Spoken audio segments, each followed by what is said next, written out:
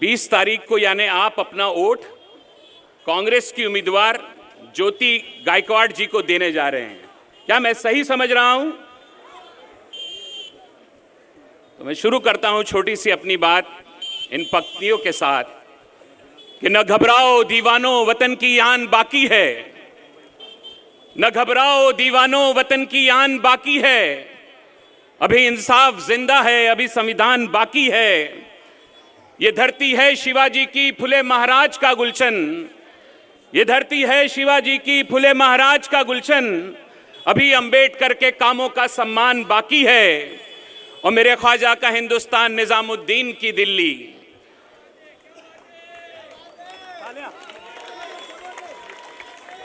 मेरे ख्वाजा का हिंदुस्तान निजामुद्दीन की दिल्ली, इन्हीं वलियों की चौखट से वतन की आन बाकी है।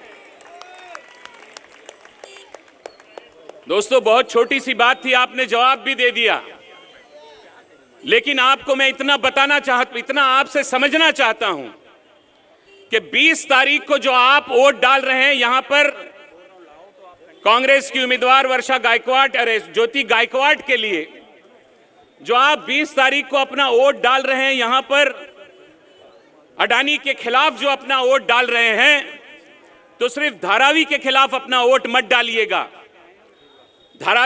सिर्फ अडानी के खिलाफ अपना वोट मत डालिएगा, सिर्फ इस प्रोजेक्ट के खिलाफ अपना वोट मत डालिएगा, बल्कि अपना वोट उन लोगों के लिए भी डाल देना जो इस मुंबई और महाराष्ट्र में इस सरकार के पीड़ित हैं, जो इस सरकार के सताए हुए इस मुंबई और महाराष्ट्र में 20 तारीख को आप अपना वोट उन्हें भी डाल देना। मेरे मौजूद साथियों, 20 जून 2022 को यह सरकार गिराई गई थी, वो सरकार जिसके मुख्यमंत्री उद्धव ठाकरे थे, वो सरकार जिसमें वर्षा ताई गायकवाड़ मंत्री थी।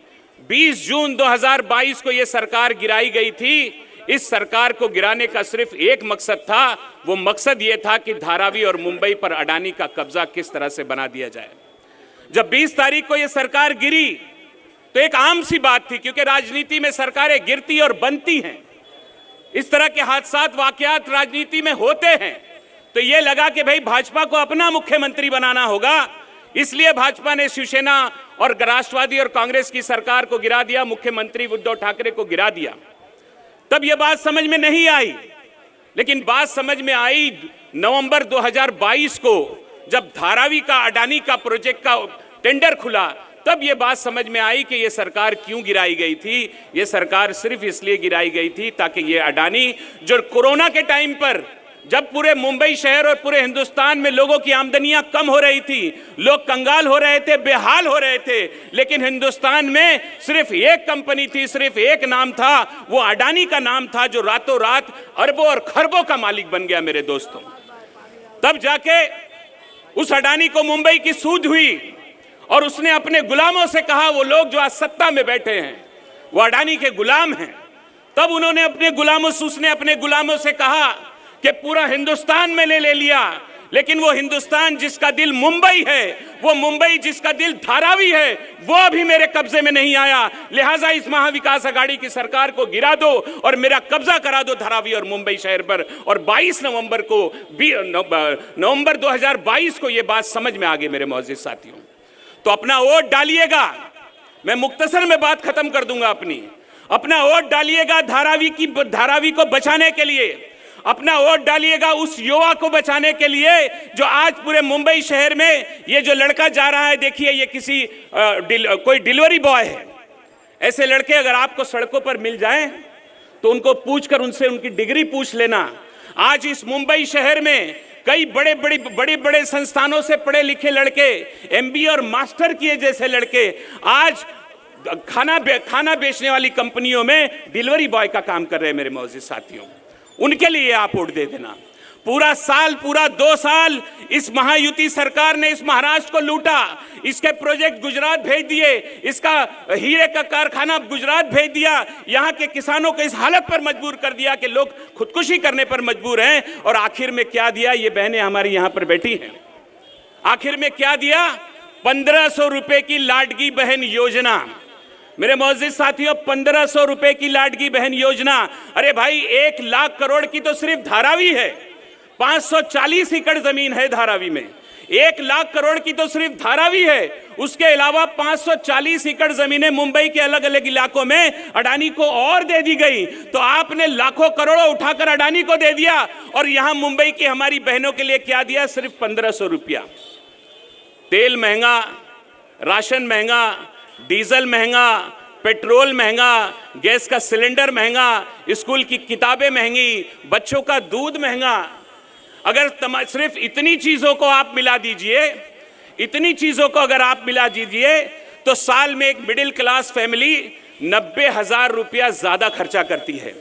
अगर 90,000 को आप 12 से तकसीम कर देते हैं तो 7,500 रुपया एक फैमिली पर अतिरिक्त बोझ आ रहा है। यानी एक मिडिल क्लास फैमिली सब एक महीने में 7,500 रुपया ज्यादा खर्चा कर रही है। और आप दे क्या रहे हैं? 1500 रुपया लाडली बहन योजना के नाम पर दे रहे हैं और ये ख्वाब देख रहे हैं कि आपको ये योजना जिता देगी। 63,000 लाडली बहनें इस महाराष्ट्र से गायब हैं। क्या मुख्यमंत्री ने कभी उनकी सूद ली?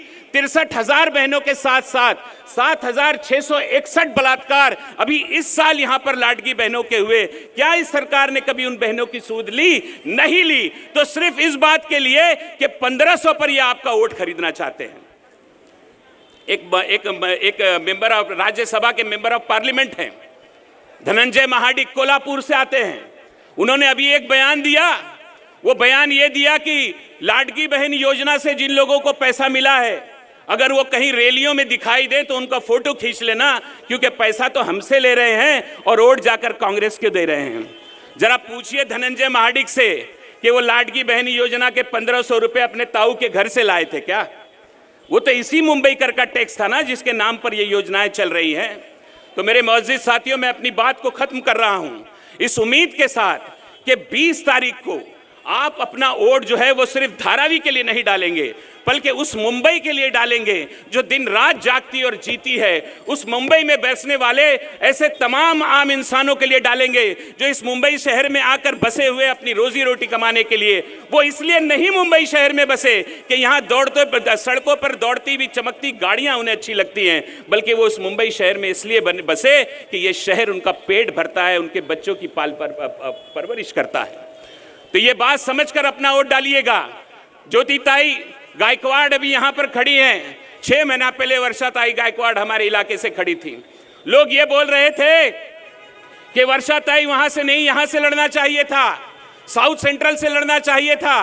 थोड़ा सा बात लोगों को समझ में आ रही थी कि शायद डिसीजन गलत हुआ। नॉर्थ सेंट्रल के लोगों ने कहा कि आप यहीं से लड़िए, हम आपको जिता के देंगे। आप कहीं से भी लड़ेंगी, आपका दिल हमेशा धारावी में रहेगा और आप धारावी की लड़ाई हमेशा लड़ती रहेंगी। और आपने नतीजा देखा कि बीजेपी की लाख कोशिशों के बाद वर्षाताई गायकवाड़ ने नॉर्थ सेंट्रल मुंबई से जीत गई। मेरे मौजूद साथियों, हमको मक्तल से बहरहाल गुजरना होगा।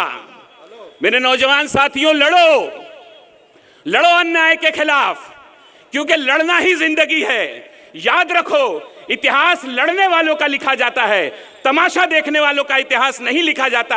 अगर तुम इतिहास में अपना नाम शामिल करना चाहते हो, अगर तुम अपने बच्चों को फख्र से यह कहना चाहते हो कि जब धारावी पे जुल्म हो रहा था तब इस धारावी का युवा कमर कस के सीना तान के कांग्रेस की नेता वर्षाताई गायकवाड़ के साथ खड़ा हो गया था, तो आपके बच्चे आपके अपने बाप होने पर आपके लिए फख्र करेंगे। अगर ऐसा नहीं हुआ तो न सिर्फ वो भुला देंगे बल्कि तारीख भी आपको भुला देगी। तो अगर तारीख में जिंदा रहना चाहते हो तो आओ, सीना तान कर सड़कों पर निकलो और 20 तारीख तक ऐसा जलसा करो कि ये छोटी छोटी गाड़ियों में भटकने और घूमने वाले नेता ये दबक कर धारावी से दूर भाग जाएं। हमको मक्तल से बहरहाल गुजरना होगा। मेरी बात को अपनी मुट्ठी में, अपने जहनों में बांध लीजिए कि हमको मक्तल से बहरहाल गुजरना होगा। बच गए हम तो किसी और को मरना होगा और अपनी नस्लों को तबाही से बचाने के लिए जो भी करना है इसी नस्ल को करना होगा। जय हिंद, जय महाराष्ट्र, खुदा हाफिज।